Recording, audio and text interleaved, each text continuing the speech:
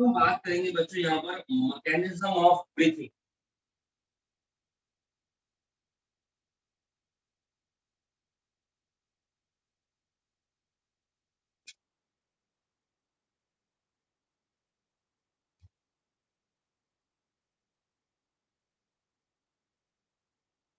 देखिए, जब हम लोग यहाँ पर मैकेनिज्म ऑफ ब्रीथिंग के बारे में बात करते हैं, तो ब्रीथिंग का एक सिस्टम होता है, एक मैकेनिज्म होता है, कैसे होता है, किस तरीके से होता है। उस चीज को समझने से पहले हमारे को यहाँ पर 2-3 बातें समझनी पड़ेगी थोड़ी सी बच्चों, उसके बाद ही वो चीज हमारे को यहाँ पर समझ में आएगी।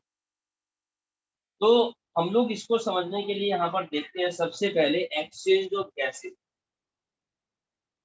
The first point is exchange of gases. सबसे पहले हमें गैसेस का एक्सचेंज समझना पड़ेगा, ठीक है, कि गैसेस का एक्सचेंज किस तरीके से होता है। तो जैसा कि हमारे को पता है, दीज आर द एल्वियोलाई। ये हमारे पास इधर में एल्वियोलाई, ठीक है, और एल्वियोलाई ही हमारे पास वो स्ट्रक्चर है that is a primary site of exchange of respiratory gases. Alveoli ही वो प्राइमरी साइट है जहां पर हम लोग क्या देखते हैं बच्चों, गैसेस का एक्सचेंज होता है।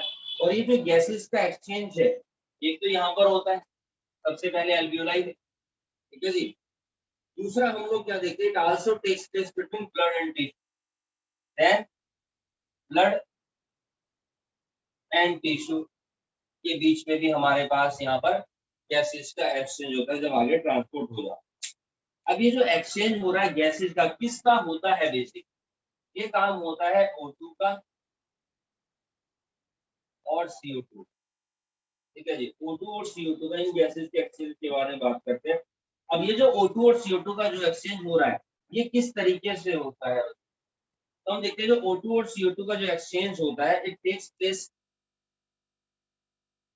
इन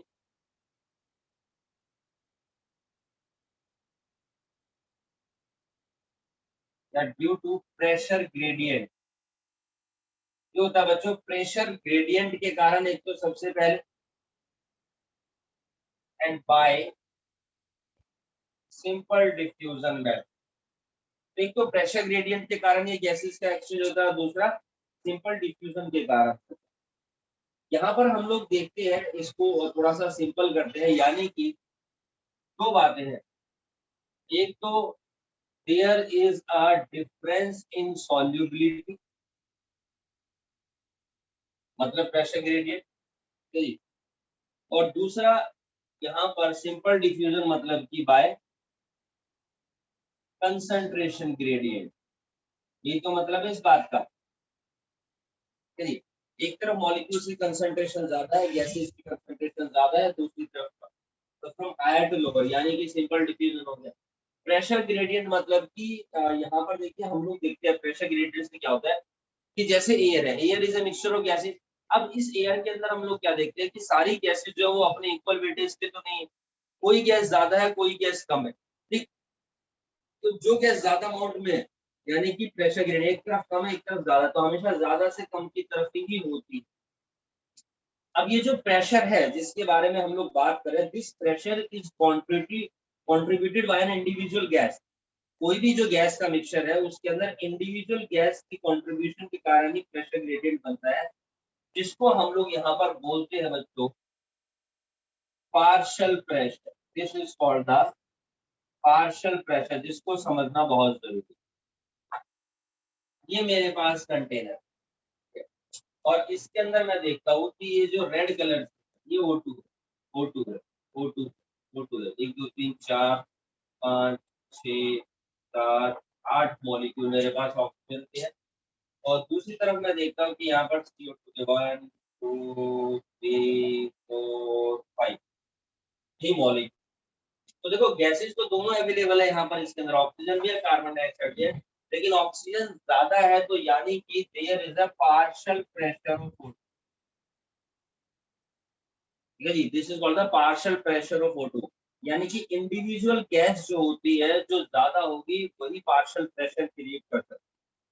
तो पार्शियल प्रेशर हम देखते हैं, यानी कि the pressure contributed bye an individual gas in a mixture of gas, and it is represented by PO2 for oxygen and PCO2 for carbon dioxide.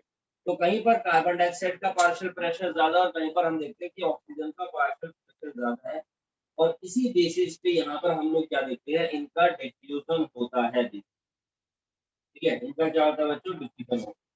और इस प्रेशर को मेजर करने के लिए हमारे पास यूनिट होती है, प्रेशर की यूनिट होती है mmHg। तो देखो हम लोग बेसिकली इस प्रेशर को डिनोट करते हैं पास्कल से, प्रेशर की यूनिट पास्कल होती है, लेकिन उसको डिनोट किया जाता है mmHg। ठीक है जी, यानी कि द मिलीमीटर ऑफ Hg, यानी कि मिलीमीटर ऑफ मरकरी।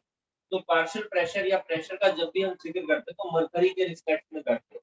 जैसे केमिस्ट्री के अंदर हमेशा जो भी एसिड है बेस है उसकी कंसंट्रेशन हाइड्रोजन के रिस्पेक्ट में करते हैं, यहाँ पर प्रेशर हमेशा मरकरी के रिस्पेक्ट में किया जाता है।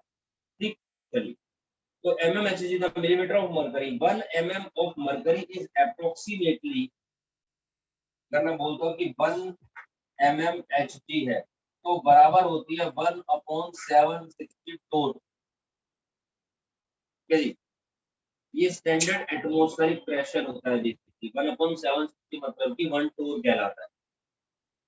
तो किस तरीके से यहाँ पर एक्सचेंज होता है, अब आप इस चीज को समझने की कोशिश करिए कि ये ऐसा नहीं होता कि O2 से CO2 की तरफ जाएगा। अगर कहीं पर मेरे पास हाई PO2 है तो वो हाई PO2 से कहां पर जाएगा, लो PO2, यानी कि high partial pressure of oxygen से जाएगा लो पार्शियल प्रेशर ऑफ ऑक्सीजन की तरफ। ठीक इसी तरीके से हाई पार्शियल प्रेशर ऑफ अगर कार्बन डाइऑक्साइड का होता है तो वो जाएगा मेरे पास लो पार्शियल प्रेशर ऑफ CO2 की तरफ। ठीक है, सबसे पहले मैं आपको O2 के डिफ्यूजन के बारे में बताता हूँ। There is a diffusion of oxygen. नहीं, ऑक्सीजन का डिफ्यूजन यहाँ पर कैसे होता है, किस तरीके से, तो ये हमारे पास एल्वियोलाई है। नहीं, और मैं देखता हूँ कि एल्वियोलाई के अंदर जो एयर है वहां पर जो पार्शियल प्रेशर है, यानी कि the partial pressure of oxygen is 104 mm Hg। This is the alveoli. Alveoli के अंदर ऑक्सीजन का जो पार्शियल प्रेशर है वो 104 mm Hg। दूसरी तरफ अब हमारे पास यहाँ पर जो ब्लड वेसल्स होती है, वेन्स होती है, इसके अंदर हमारे पास ये देखिए ब्लड है, देयर इज अ ब्लड। तो इसी को हम बोलते हैं वेनस ब्लड। वेनस ब्लड मतलब कि जो नसों के अंदर, वेन्स के अंदर जो हमारा ब्लड है वहां पर है। और जो वीनस ब्लड है वहां पर जो प्रेशर है हमारे पास इज 40 mmHg। इसका है भैया, ये भी हमारे पास पार्शियल प्रेशर ऑफ ऑक्सीजन है। तो हम लोग यहाँ पर देखते हैं एल्वियोलाई के अंदर ऑक्सीजन का पार्शियल प्रेशर ज्यादा है और वीनस के अंदर हम लोग यहाँ पर कम है। तो इसका मतलब यहाँ पर जो हमारे पास ब्लड है बच्चे डीऑक्सीजनेटेड है, दिस इज द डीऑक्सीजनेटेड। और इस केस में क्या होता है कि ब्लड जो है बेसिकली इसके अंदर मूवमेंट होती है बच्चों की, इस चीज की, तो ऑक्सीजन का ट्रांसपोर्ट सबसे पहले यहाँ पर गैसेस का जो एक्सचेंज होता है मैंने बताया था, एक एल्वियोलाई लेवल पे होता है। एल्वियोलाई लेवल पे कैसे होता है, from alveoli to the venous blood, यहाँ पर पार्शियल प्रेशर ऑक्सीजन का 104 mmHg है और ब्लड वेनस ब्लड जो 40 mmHg है। तो O2 diffuses from alveoli to the venous blood. सबसे पहले O2 हमारे पास यहाँ पर क्या हो गया बच्चों, डिफ्यूज हो गया। This is the diffusion. तो डिफ्यूजन ऑफ O2 हमारे पास इस तरीके से होता है, सबसे पहले एल्वियोलाई लेवल। अब मैं आपको बताता हूँ डिफ्यूजन ऑफ CO2।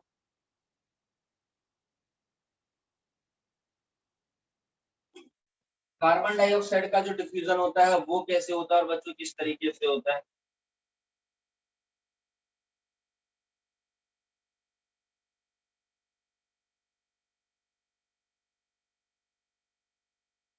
ठीक है जी, अब जो कार्बन डाइऑक्साइड का डिफ्यूजन होता है तो यहाँ पर हम लोग क्या देखते हैं, जो वीनस ब्लड है, ठीक है, दोबारा से ये देखिए,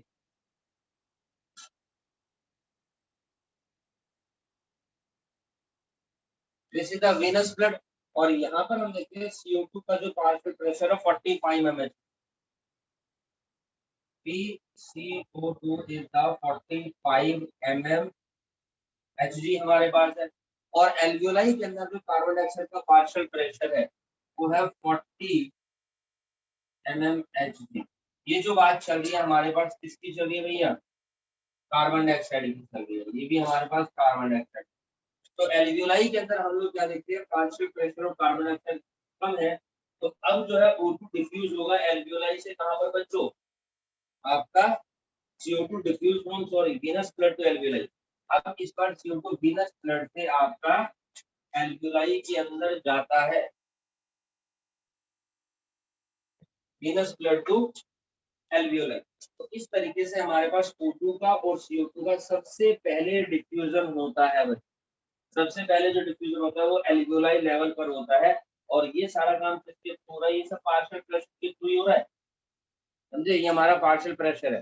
तो जहां पर हम लोग क्या देखते हैं, जो ब्लड है जिसके अंदर वेनस ब्लड है 40 mmHg हमारे पास है, ये मेरे पास डीऑक्सीजनेटेड ब्लड होता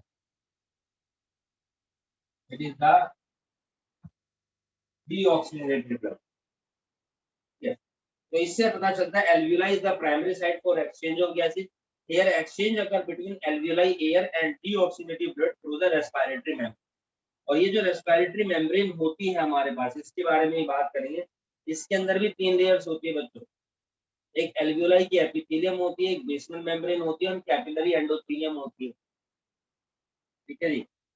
तो pressure of individual gas in a mixture that is called the partial pressure of that gas. Partial pressure भी निकालने के फार्मूलाज होते हैं, न्यूमेरिकल्स होते हैं छोटे से। मान लीजिए मुझे किसी का भी पार्शियल प्रेशर निकालना है, just imagine partial pressure of x gas, किसी का भी निकालना है ना, समथिंग है। तो हम ये देखते हैं इससे हम कैसे निकालते हैं। एक तो परसेंटेज ऑफ एक्स कितनी है, partial pressure of x gas. तो एक तो देखेंगे परसेंटेज ऑफ एक्स गैस कितनी है हमारे पास, अपॉन में 100 इनटू में एटमॉस्फेरिक प्रेशर कर दो, हमारे पास यहाँ पर पार्शियल प्रेशर उस गैस का निकल जाता है। ठीक है जी। अब मान लीजिए अगर मुझे ऑक्सीजन का पार्शियल प्रेशर निकालना है, तो ऑक्सीजन की अवेलेबिलिटी कितनी है? 21% है, अपॉन में 100 इनटू में एटमॉस्फेरिक प्रेशर 760 जो मैंने आपको बताया 1 टोर के बराबर होता है। ठीक है जी, ये हमारा 1 टोर के बराबर होता है। इसको सॉल्व करेंगे, that is the 159। So this is called the partial pressure of oxygen. इसी तरीके से हम कार्बन डाइऑक्साइड का भी पार्शियल प्रेशर यहाँ पर निकालते हैं। चलिए ठीक है, बात खत्म। तो इस तरीके से गैसेज का एक्सचेंज होता है। थोड़ा सा डिटेल में आते हैं गैसेज ऑफ एक्सचेंज के बाद, ब्रीथिंग के मैकेनिज्म के बारे में हम समझने की कोशिश करते हैं यहाँ पर।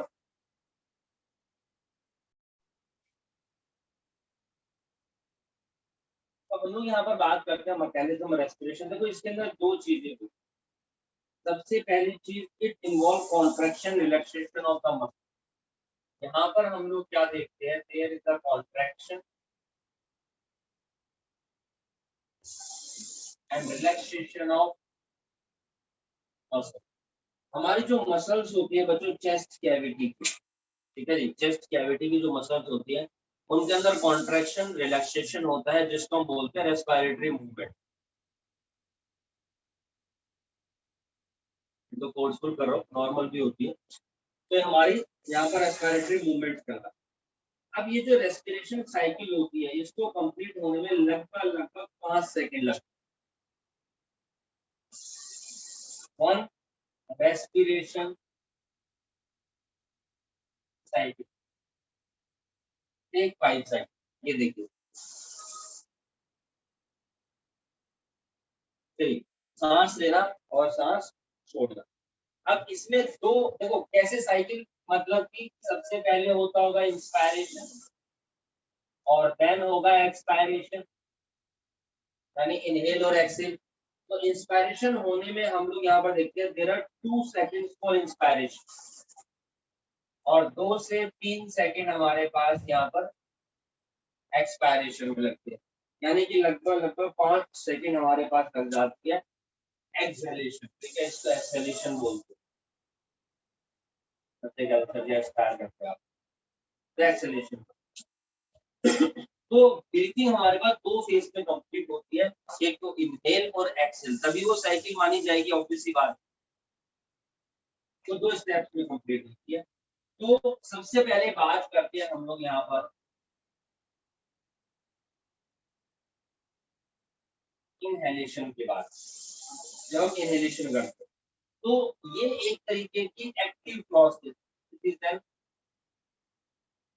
Active process. बात नंबर एक, चलिए, ये हमारे पास क्या होती है, जो एक्टिव प्रोसेस होती है। और ये कब होती है, देखो हमारे जो लंग्स होते हैं उनको बोलते हैं पल्मोनरी। तो अंदर जो प्रेशर होता है लंग्स के अंदर उसको बोला जाता है इंट्रा पल्मोनरी प्रेशर। उसको हम बोलते हैं इंट्रा पल्मोनरी प्रेशर। और जो अंदर का प्रेशर होता है वो बाहर के प्रेशर के मुकाबले कम होता है। इनहेलेशन में क्या होगा, जब मैं बोल रहा हूँ कि higher concentration to lower concentration होगा, अंदर प्रेशर कम है और बाहर ज्यादा, तभी तो बाहर से अंदर की तरफ कैसी लाएंगे, यानी कि इनहेलेशन होगी। यानी कि हमारे पास क्या होगी बच्चों, इनहेलेशन होगी यहाँ।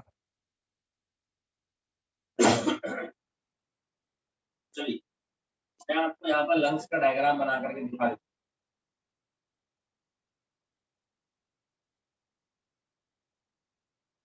ये हमारे पास लंग्स, ठीक। और यहाँ पर हम लोग क्या देखते हैं कि इसी के अंदर, लंग्स के अंदर ही हमारे पास बच्चों यहाँ पर ऊपर मेम्ब्रेन होती है, प्लूरल मेम्ब्रेन, जिसमें हमारे पास एक है parietal membrane, it is the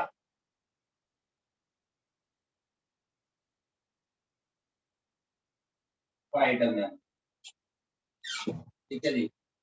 ये इसके अंदर हम देखते हैं कि लंग्स के अंदर लोब जो होती है, अपर लोब,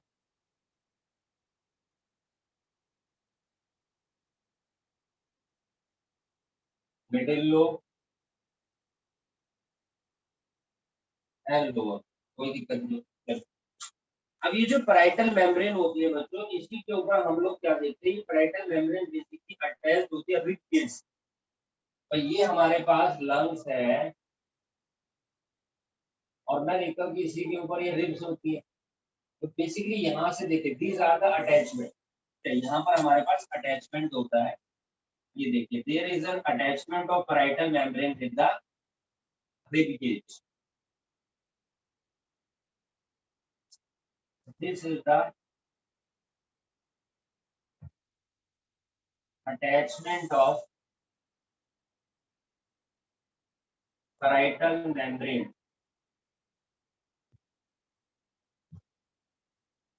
with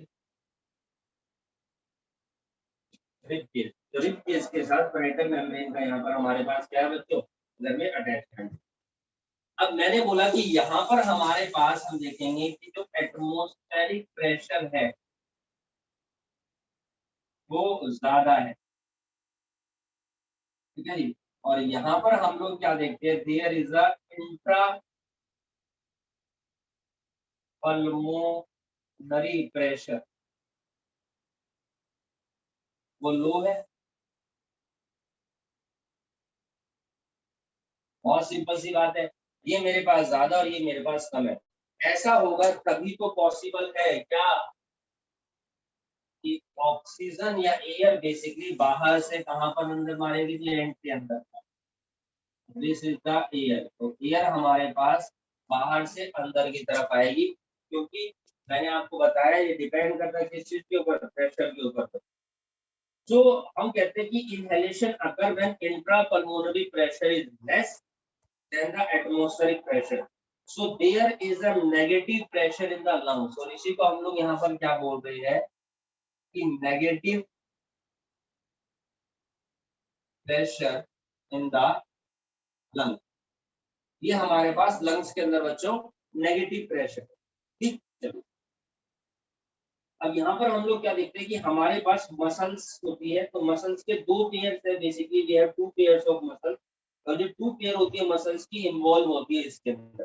देखो, ये मेरे पास पैराइटल मेम्ब्रेन होती है और इसी के ठीक नीचे डबल मेम्ब्रेन स्ट्रक्चर होती है, प्लूरल मेम्ब्रेन होती है। इसके नीचे हमारे पास विसरल मेम्ब्रेन, जो ये वाली।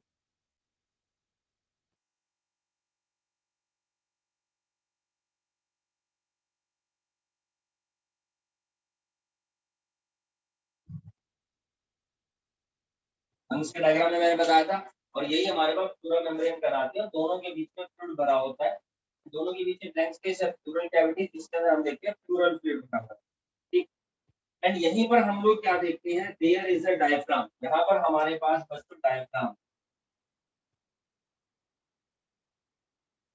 और जो डायफ्राम मेरे पास है यहाँ पर, it is a flat,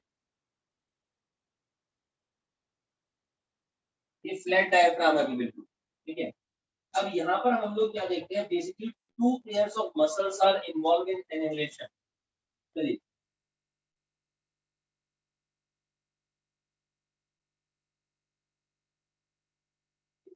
muscles involve, कौन सी मसल्स यहाँ पर इस प्रोसीजर के अंदर हमारे पास इन्वॉल्व होती है। तो सबसे पहले आती है भैया मेरे पास यहाँ पर पैनिक मसल, पैनिक मसल्स, और इन्हीं को हम लोग यहाँ पर बोलते हैं रेडियल मसल्स भी बोला जाता है।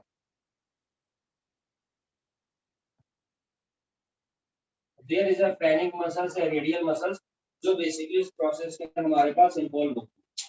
अब क्या होता है कि ये जो मसल्स होती है basically, these muscles are extend from diaphragm to rib, यानी डायफ्राम से रिब्स तक कनेक्ट होती है हमारे, चलिए, ये हमारे पास फ्रेनिक या रेडियल मसल्स कहलाती है। ये मेरे पास डायफ्राम है, और मैं आपको बता रहा हूँ कि इसी के ऊपर ये रिब्स प्रेजेंट है, चलिए, इसके ऊपर हमारे पास ये रिब्स है। तो देखिए रिब्स किस तरीके से हो,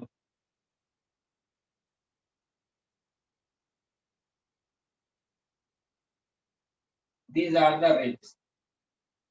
तो यहीं से हमारे पास हम देखेंगे बच्चों कुछ कुछ मसल्स होती है जो डायफ्राम से कनेक्ट है, ये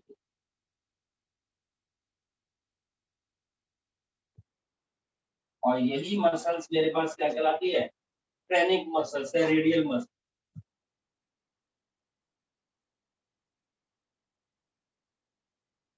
तो these are the phrenic muscles कहलाती है, रेडियल मसल्स कहलाती है डायफ्राम में। ये प्रोसेस अभी इनहेलेशन में चल रहा है, समझने की कोशिश करेगा आप लोग। तो they extend from diaphragm to the ribs and vertebral column, जो हमारा वर्टिब्रल कॉलम होता है बैक साइड में। तो बेसिकली देखो इस तरीके की स्ट्रक्चर है, जस्ट इमेजिन करिएगा, ये पूरी सर्कुलर स्ट्रक्चर, ठीक है जी। जो हमारी थोरेकिक चैम्बर है, थोरेकिक चैम्बर किस तरीके से है, ये मैं आपको दिखा रहा हूँ इसका फ्रंट व्यू, लेकिन एक्चुअल में ये पूरा का पूरा इस तरीके से, ये देखिए, इसकी बैक साइड की और ये वाले इसकी फ्रंट साइड की लेयर। तो आप देखिए कि यहाँ पर पीछे जो मेरे पास वर्टिब्रल कॉलम है, तो यहाँ वाले जो इस डायफ्राम के ऊपर इधर को जो मसल है वो वर्टिकल कॉलम से अटैच है, और जो फ्रंट में है वो हमारे इधर में जो है रिब्स से अटैच है, is attach to the ribs. तो बेसिकली ये ऐसा नहीं है, तो जब हम लोग सांस लेते हैं तो ये नहीं होता, वो पूरा का पूरा खांचा उठता है, ये देखिए, है ना, फ्रंट से भी और बैक साइड से भी, क्योंकि अटैच होता है हमारा फ्रेनिक मसल। तो they extend from diaphragm to ribs and vertebral column. और जब इसके अंदर हम लोग यहाँ पर देखते हैं कॉन्ट्रैक्शन होता है, तो इट फ्लैटन द डायग्राम, सही, इट फ्लैटन द डायफ्राम। जब कॉन्ट्रैक्शन होता है तो डायफ्राम जो होता है वो मेरा फ्लैट हो जाएगा। आप ये देखिए बिल्कुल ये फ्लैट हो गया इस शेप में, ठीक है जी, इस तरीके से शेप में पूरा का पूरा ये फ्लैट हो चुका है। तो there is a flat diaphragm during the process of inhalation, ठीक है। और जब ऐसा होता है तो हम लोग क्या देखते हैं कि हमारा जो थोरेकिक कैविटी होती है ये इंक्रीज हो जाती है। देखिए, अब अल्वियोला में हवा तो चली गई, लेकिन जो थोरेकिक चैम्बर है, अगर हम देखें कैविटी का साइज भी बढ़ गया है, क्योंकि डायफ्राम अभी देखिए किस तरीके से, मान लीजिए मैं कह रहा हूँ किस तरीके से डायफ्राम, और ये स्पेस, अब मैं कह रहा हूँ ये फ्लैट हो गया, ये देखिए, तो आप देखिए ये वाली कैविटी ज्यादा है कंपैरिजन टू दिस। तो यहाँ पर हमने देखा कि ये डायफ्राम के फ्लैट होने के कारण थोरेकिक कैविटी इंक्रीज, थोरेकिक कैविटी इंक्रीज, यहाँ पर हमारे पास थोरेकिक कैविटी क्या हो गई है बच्चों, इंक्रीज हो गई है। And these are the basic method, these are the principal inspiratory muscle, ठीक है, ये प्रिंसिपल इंस्पायरेटरी मसल हमने इनको बोला है, जो इनका यहाँ पर क्या है बच्चों, मेन फंक्शन होता है। और यही मसल्स बेसिकली रिस्पॉन्सिबल होती है 70% ऑफ टाइडल वॉल्यूम, 70% ऑफ जो टाइडल वॉल्यूम हमारे पास होता है during the process of inspiration, उनके लिए यही फ्रेनिक मसल्स या रेडियल मसल जो होती है वो आपकी रिस्पॉन्सिबल होती है।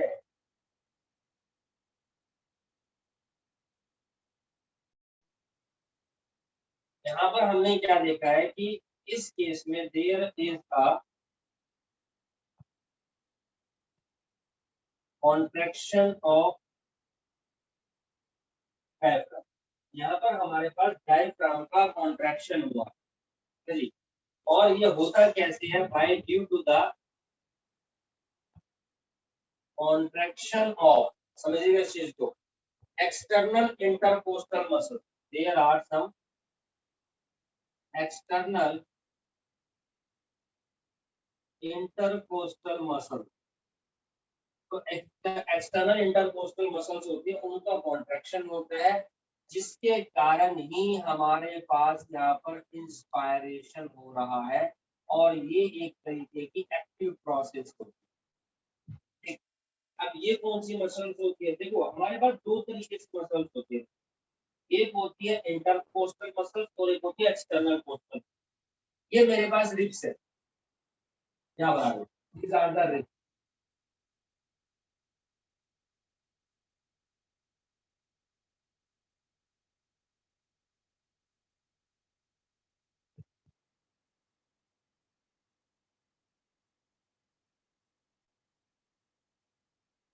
ये मेरे पास यहाँ पर रिब्स है बच्चों। अब मैं देखता हूँ कि कुछ मसल्स होती है जो रिब्स को बेसिकली यहाँ से इधर से जोड़ करके रखती है, कनेक्ट करके रखती है। ये वाली यहाँ से अटैच है, यहाँ से, यहाँ से, यहाँ से, यहाँ से, यहाँ से, यहाँ से। तो जिसकी वजह से क्या होता है कि ये जो रिब्स इधर से उठेंगी तो ये नीचे से अटैच होते हैं, पूरा ही रिब्स का जो सेक्शन होता है ऊपर को उठता है। यही वाला मेरे पास कहलाता है तो external intercostal muscle. These are the external intercostal muscle. ठीक, दूसरी तरफ हमारे पास होती है यहाँ पर, तो इनमें अंदर की तरफ इस साइड में हमारे पास यहाँ पर अटैच होती है, सर्कुलर फॉर्म में होती है। दीज आर द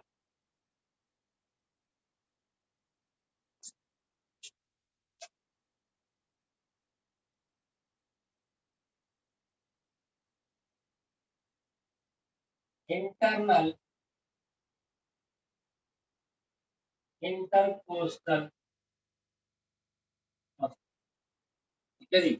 तो यानी कॉन्ट्रैक्शन ऑफ डायफ्राम में there is a contraction of external intercostal muscle, जहां पर इंस्पायरेशन होगा और ये एक्टिव प्रोसेस। अब हम बात करेंगे यहाँ पर, देखिए दो मसल्स का काम हुआ है यहाँ पर। पहली तो फेनिक और रेडियल मसल्स हो गई, और जो दूसरी मसल्स है वो यही थी हमारे पास, एक्सटर्नल इंटरकोस्टल मसल। तो मैंने बताया था कि इस मसल्स इन्वॉल्व होती है दो टाइप की मसल्स इन्वॉल्व होती है, वो भी पेयर में अपने पास। ये देखिए इधर लेफ्ट लंग से और राइट लंग से जुड़ी होंगी हमारे पास पेयर में फेनिक रेडियल मसल जो पूरे सर्कल में, और दूसरी तरफ एक्सटर्नल इंटरकोस्टल मसल दोनों तरफ हमारे पास सर्कल में अटैच। तो एक्सटर्नल इंटरकोस्टल मसल जो होती है ये बेसिकली पाई जाती है फाउंड बिटवीन रिब्स। ये कहाँ पाई गई है हमारे पास? फाउंड बिटवीन रिब्स, रिब्स के बीच में पाई जाती है। और लगभग हम लोग क्या देखते हैं, there is 11 pair of muscles between the 12 pair of ribs. जो 12 पेयर होते हैं रिब्स के, उनके बीच में देखते हैं लगभग 11 पेयर होता है मसल्स का। There is 11 pair of muscle, है ना, क्योंकि लास्ट वाली है उसके बाहर तो होगी नहीं, तो टोटल 11 पेयर होते हैं हमारे पास 12 पेयर ऑफ रिब्स में। और इनका जो कॉन्ट्रैक्शन होता है, जब इनका कॉन्ट्रैक्शन होता है तो रिजल्ट इन मूवमेंट्स और रिब्स अप, रिब्स हमारे पास अप होती है यहाँ पर इनकी मूवमेंट के कारण, and outward this increase the volume of thoracic cavity, जिसकी वजह से volume of thoracic cavity dorsoventrally और लेटरली यहाँ पर हमारे पास इंक्रीज होता है। डोर्सोवेंट्रली यानी कि बैक साइड फ्रंट साइड में, और लेटरली पूरा का पूरा इंक्रीज हो जाता है जब ये आपकी एक्सपेंड होगी। आप देखिए ना पूरा का पूरा इस तरीके से हमारे पास जब एक्सपेंड होगा तो यहाँ पर कैविटी हमारे पास क्या हो रही है बच्चे, यहाँ पर कैविटी हमारे पास यहाँ पर इंक्रीज होगी। तो when these two muscles contract तो वॉल्यूम होता है चेस्ट कैविटी का इंक्रीज, और जो इंट्रा पल्मोनरी प्रेशर होता है हमारे पास अब वो डिक्रीज हो जाता है, चलिए अब वो क्या हो जाएगा, यहाँ पर डिक्रीज होता है -2 से लेकर के -6 mmHg, और ये होना भी चाहिए, तभी तो एयर बाहर से हमारे पास कहाँ आएगी, अंदर आएगी। As a result air from outside rushes into the lung, come into the lung, lungs के अंदर आ जाएगी। अब हम बात करते हैं बच्चों यहाँ पर एक्सहेलेशन के बारे में।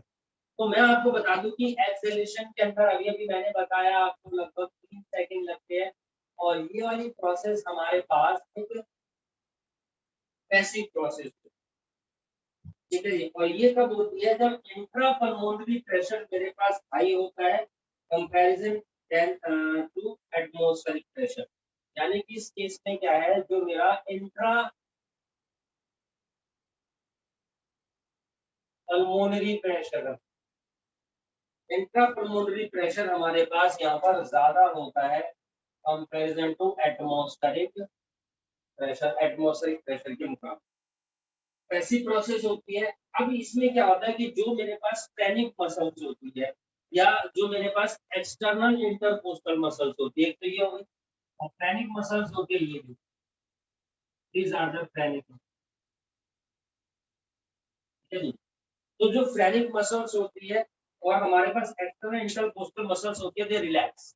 अब क्या होगी, ये इंस्पायरेशन था, ये एक्सपायरेशन, दोबारा से क्या हो जाएगा बच्चों, रिलैक्स हो जाएगा, अभी ऊपर उठी है, और जब ऐसा होगा तो डायफ्राम फर्दर उस शेप में आ जाएगा, थोरैकिक चैम्बर का शेप जो वो इस तरीके से हो जाएगा, and the volume of chest cavity is reduce, as a result intra pulmonary pressure हमारे पास यहाँ पर क्या हो जाता है, इंक्रीज हो जाता है, and the air comes out, air हमारे पास यहाँ पर क्या होती है बच्चों, बाहर निकल जाती है। तो दिस इज द एक्सपायरेशन, यानी कि एक्सहेलेशन, ये हमारे पास एक्सपायरेशन होता है। तो कुछ पॉइंट्स हम लोग यहाँ पर देखते हैं कि किस किस तरीके से चीजें होती है यहाँ पर। There are some points during the inhalation and during the exhalation। सबसे पहला पॉइंट, हमारे को कितना टाइम लगा, इनहेलेशन में लगते हैं 2 सेकंड और एक्सहेलेशन में लगते हैं 2 से 3 सेकंड, मतलब 3 लगे तो टोटल 5 का काम हो। प्रोसेस किस तरीके की होती है हमारे पास, inhalation is basically active process, और एक्सहेलेशन हमारे पास यहाँ पर एक passive process.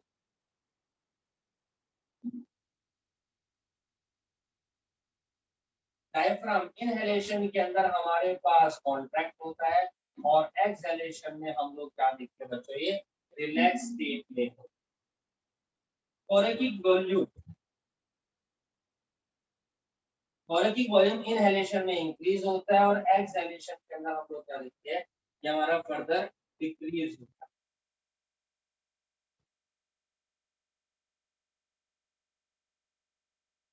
Pressure in lungs, तो यहाँ पर मैंने बताया माइनस में जाता है, नेगेटिव प्रेशर बोलते हैं, और यहाँ पर हमारे पास प्रेशर अप होता है बच्चों। लंग्स इनहेलेशन में एक्सपैंड होती है हमारे पास, ठीक है, साइज बढ़ता है, और एक्सहेलेशन में हम लोग क्या देखते हैं, ये कंप्रेस देखते हैं, ये देखते हैं, ठीक है जी, ये प्रोसेस चल रही है। देन उसके बाद हम देखते हैं कि जो पल्मोनरी वॉल्यूम होता है, पल्मोनरी वॉल्यूम इनहेलेशन में इंक्रीज होता है, अभी तो ये अंदर आ रही है, ठीक है जी, और एक्सहेलेशन में डिक्रीज होता है। और जो इंट्रा पल्मोनरी प्रेशर होता है मेरे पास, ये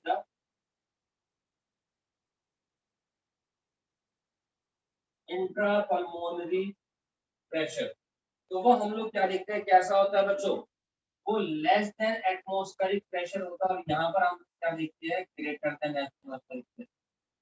तो ये कुछ सिंपल पॉइंट्स हैं, इन पॉइंट्स के थ्रू भी हम देखते हैं, ये पूरी प्रोसेस समझ में आती है, आपको कोई भी याद करने की जरूरत नहीं है, कुछ भी लिखने की जरूरत, डायग्राम बनाओ, ये पॉइंट्स लिख दो, कॉन्सेप्ट कीजिए रहे तो बात खत्म, वेरी सिंपल, वेरी, ठीक है। तो हमारा मैकेनिज्म ऑफ ब्रीथिंग जो होता है बेटा, वो यहाँ पर फिनिश हो जाता है। अब इसमें एक बात और पढ़ेंगे लेकिन हम लोग, एक तो होता है फोर्सफुल एक्सपायरेशन। देखो हम लोगों ने सांस, फोर्सफुल एक्सपायरेशन कितना होता है, कैसे होता है, किस तरीके से करते हैं, उसके बारे में आपको बता दूं। ठीक है जी, देयर इज अ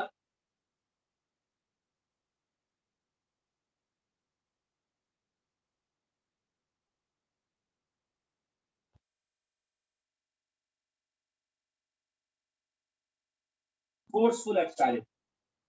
तो देखिए फोर्सफुल एक्सपायरेशन के अंदर क्या होता है, when the air is expelled out, air बाहर निकाली जाती है forcefully after a normal expiration. तो इसके अंदर दो मसल्स इन्वॉल्व होते हैं, दोबारा सुनिए।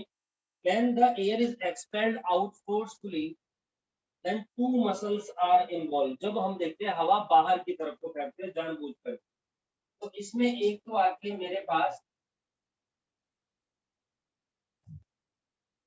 एब्डोमिनल मसल, सबसे पहले मेरे पास यहाँ पर एब्डोमिनल मसल्स होते हैं। देखिए एब्डोमिनल मसल्स कौन सी होती है,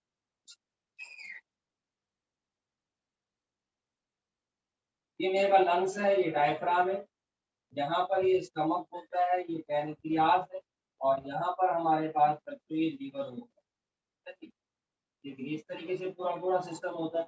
और हम लोग यहाँ पर क्या देखते हैं कि जो हमारे ऑर्गन्स होते हैं, ठीक है, वो उनसे भी मसल्स निकली होती है, और वो एसोसिएटेड होती है किसके साथ, आपका जी डायफ्राम के साथ। तो जो एब्डोमिनल मसल्स होती है बेसिकली एक्सटेंड करती है rib to abdominal organs, organs है, और ये कहाँ कनेक्ट होंगे हमारे पास, रिब्स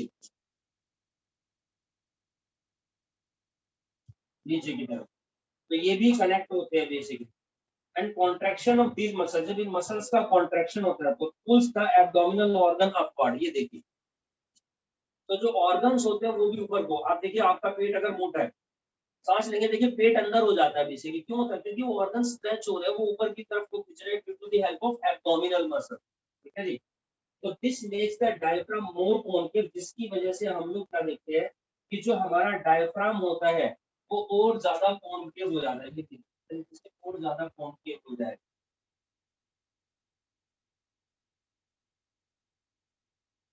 डायफ्राम कॉन्केव। ये मैं किसकी बात कर रहा हूँ, एक्सपायरेशन के बारे में बात करूंगा अभी, ठीक है ना जी। ये देखिए अभी तो मैंने सांस ली है, लेकिन हम सांस छोड़ते हैं, अभी देखिए छोड़ेंगे, ठीक है जी, तो और ज्यादा कॉन्केव हो जाएगा छोड़ने के बाद, जब फोर्सफुल एक्सपायरेशन हो। So contraction of these muscles pulls the abdominal organ upward, and this makes the diaphragm more concave, and volume of thoracic cavity decrease and decrease. देखिए वॉल्यूम कैसा होगा, ऐसा, अभी मेरे पास ये ऐसा था, और अब कैसा होगा, ये ऐसा हो जाएगा। तो कैविटी हम लोग क्या देखते हैं, धीरे धीरे डिक्रीज होती है, एंटीरियो पोस्टरी अंदर की तरफ से बाहर की तरफ से, and as the volume decrease तो इंट्रा पल्मोनरी प्रेशर इंक्रीज होता है, और एयर जो होती है हमारे पास वो बाहर आ जाती है टू द लोअर प्रेशर। ये इसके बारे में बात है एब्डोमिनल मसल। इंटरकोस्टल मसल जो होती है, इंटरनल इंटरकोस्टल मसल्स होती है, वो भी हमारे पास टोटल 11 पेयर्स होती है। उसकी जो है इंटरनल इंटरकोस्टल मसल, तो वो भी ऑब्वियसली बात है 11 पेयर होगी भैया, जब 12 अंदर की तरफ तो उससे क्या फर्क पड़ जाएगा। When these muscles contract, the ribs are pulled backward and inward। अब देखिए किस तरीके से मूवमेंट होगी, समझने की कोशिश करिएगा ये कैसे काम कर रही है। एक तो हो गई अपवर्ड और डाउनवर्ड, लेकिन ये कैसे करती है, इस तरीके, समझ रहे हैं। ये देखिए ये हिस्सा बाहर को निकला चेस्ट कैविटी, यानी कि बाहर की तरफ को, तो ये इस तरीके से उसको फुला रही है ना, ये साइड व्यू है। ये देखिए, तो इस तरीके से सर्कल हमारा मान के देखिए, ये मेरा सर्कल है, ठीक है जी। और अब इंटरकोस्टल मसल्स इनको यहाँ पर क्या कर रही है, वाइड कर रही है, तो ये जो एरिया होता है ये बढ़ जाता है। इस तरीके से देखिए एक एरिया है यहाँ पर मेरा ये पूरा, अब ये देखिए छाती चौड़ी हो गई, छाती फूलने पर, तो यानी कि ये एरिया बढ़ गया है ना बेसिकली। तो वही चीज मैं आपको समझाना चाह रहा हूँ। तो there are 11 pairs of muscles found with the ribs, and then these muscles contract, the ribs are pulled backward and inward। इस तरीके से मूवमेंट होती है। As a result the volume of thoracic cavity decrease dorsoventrally और laterally. तो हम देखते हैं जो वॉल्यूम होता है thoracic cavity का डिक्रीज होता है डोर्सोवेंट्रली या लैटरली, एंड प्रेशर जो होता है लंग्स के अंदर वो बढ़ जाता है +3 mm2 प्लस में 4 mmH। आपने देखा होगा जैसे कुछ जानवर होते हैं, है ना, कुत्ते बिल्ली होते हैं, तो जब वो लेटे हुए होते हैं, सो रहे होते हैं, तो हम लोग लेटे होते हैं तो भी ये चल रही होती है, उनके अंदर देखिए वो इस तरीके से धड़क रहा होता है उनका सिस्टम, ठीक है, कभी वो लेटे हुए होते हैं तो वो इस तरीके से धड़क, वो इस तरीके से मूवमेंट नहीं होती है उनके अंदर, ठीक है। तो इस तरीके से होता है एलिफेंट के केस में हम देखते हैं, इसीलिए जब एलिफेंट वगैरह होते हैं तो आप देखते हैं तो नॉर्मली इस तरीके से बैठे, तो कई बार दवाई दी जाती है या जब वो बैठते हैं बेहोश किया जाता है, तो हमेशा क्या होता है आपने देखा हो कभी कहीं पर न्यूज़ में दिखाते रहते हैं जी फलाना हाथ में फँस गया है। तो आप देखिए उसको हमेशा जब खींचते हैं बाहर निकालते हैं मान लो गड्ढे में फँस गया, है ना? तो उसको जब खींचते हैं तो ऐसे लिटाते हैं हमेशा, ठीक है जी? या फिर जब इनको बेहोश किया तो हमेशा कोशिश की जाती है कि इस तरफ को साइड में गिर जाए, इस तरफ को गिर जाए वो। क्यों? क्योंकि अगर वो बैठ जाते हैं, ठीक है जी, तो आप देखेंगे कि जो लंग्स होते हैं वो इस तरीके से काम कर रहे हैं उनके अप एंड डाउन, वो दब जाएगा। तो लेट जाते हैं तो इस तरीके से पेट उनका भी इस तरीके से हो रहा है, थोड़ी जो चेस्ट कैविटी होती है, ठीक है। ठीक इसी तरीके से जो प्रेग्नेंट प्रेग्नेंट वुमेन्स होती है उनके केस में भी ऐसा ही होता है, ठीक है, उनके केस में भी इसी तरीके से मूवमेंट। तो this is all about the inhalation, exhalation, forceful expiration और मसल जो इनसे रिलेटेड है।